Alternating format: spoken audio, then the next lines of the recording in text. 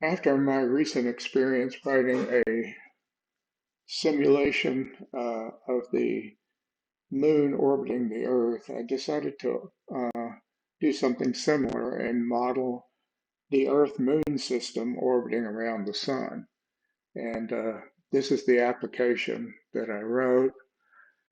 It has the similar settings to the lunar orbit.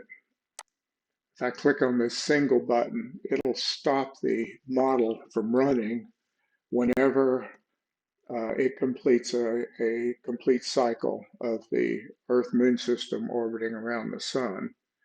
And I'll get that started now. While that's running, I ran into a couple issues looking up some of my initial conditions for the model. The mass of the Sun actually varied quite a bit looking on the web, and so I picked a number somewhere in between, and I'll discuss that a little bit more in a little bit. But the distance to the sun also, I saw some different numbers there. I looked up the value for an astronomical unit, and that is what I ended up using because it had a little higher precision than in what I was seeing in the other numbers. The running time in days, which for a single orbit is going to be 365.26 days. And that's a well-known number. So I modified this mass of the sun until I got that exact running time. And since this takes quite a bit longer to run than the lunar, I'll show you a couple other things while we're waiting.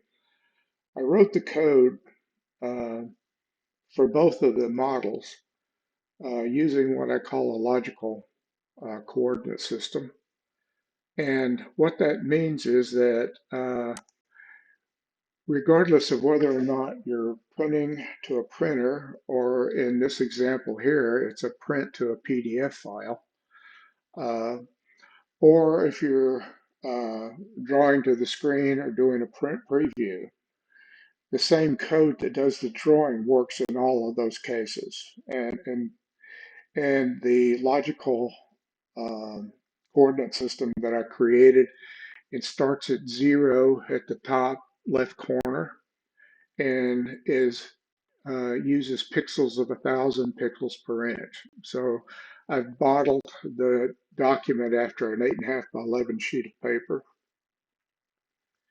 And so the grid area is 8 inches tall and it is 10 inches wide.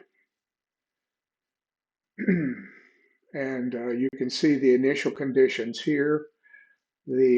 I've also printed a PDF of 1 year, which is what we're approaching in the application that's running.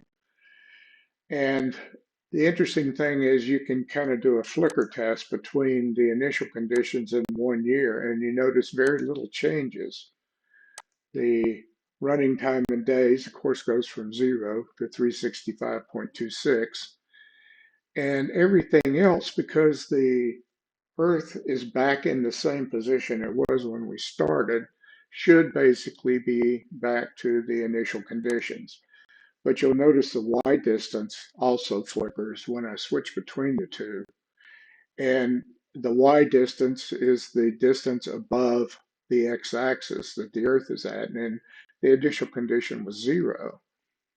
But when I come over to 1 year, it's at 29,784, 29,749 meters, which is approximately 1 second of travel time. So that's an error there that, for my purposes, is reasonable considering the distance to the sun is, 1.49 times 10 to the 11th power. That's a fraction.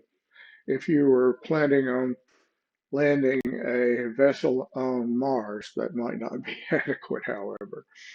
So if we get back to the model, you can see that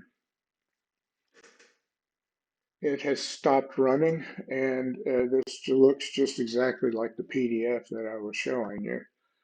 And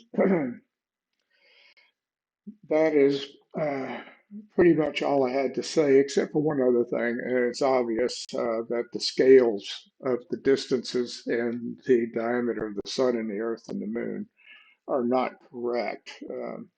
That scaling is handled by the drawing code so that we can fit everything on one screen. Obviously, if it was in proportion, I couldn't show you the actual dimension of the sun and see the earth and the moon on the same screen. And so I thought I should qualify that as well.